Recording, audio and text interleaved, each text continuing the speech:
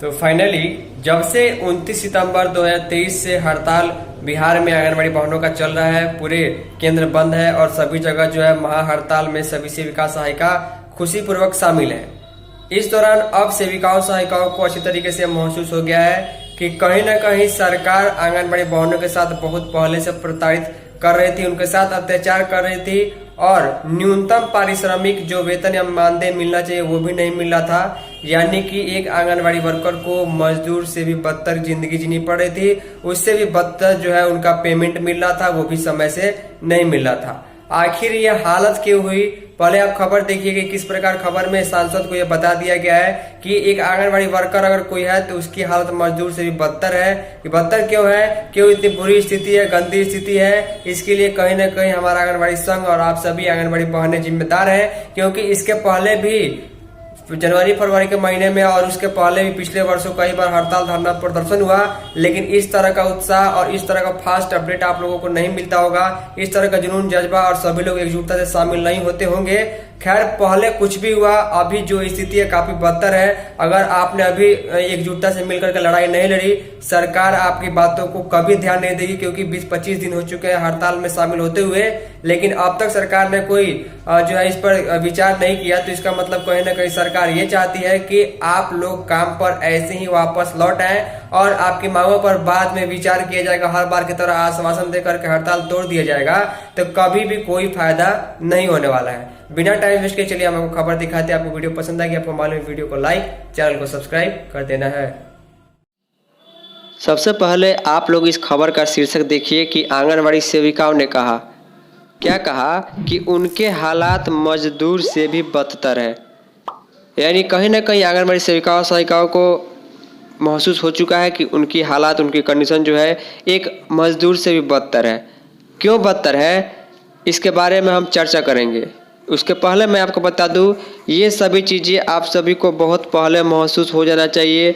बहुत पहले ही आप लोगों को लड़ाई में शामिल हो जाना चाहिए था और एकजुटता के साथ, संघ की मजबूती के साथ और ईमानदारी से अगर सब कोई शामिल होते तो 2023 में इतने बड़े महाहड़ताल और लड़ाई की नौबत नहीं आती।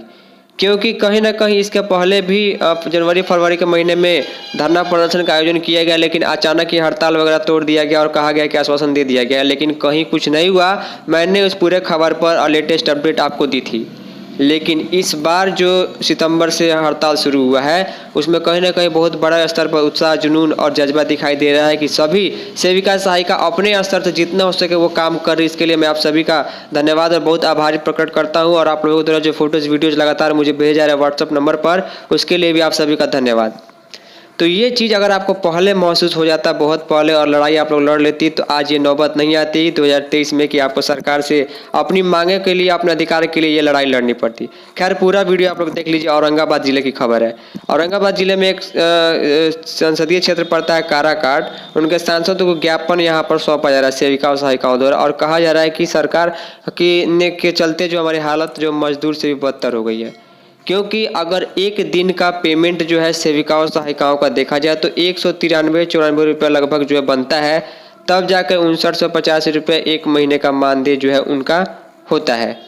कहने का मतलब ये है कि इतना मानदेय और इतना पेमेंट एक दिन का मजदूर का भी नहीं होता है।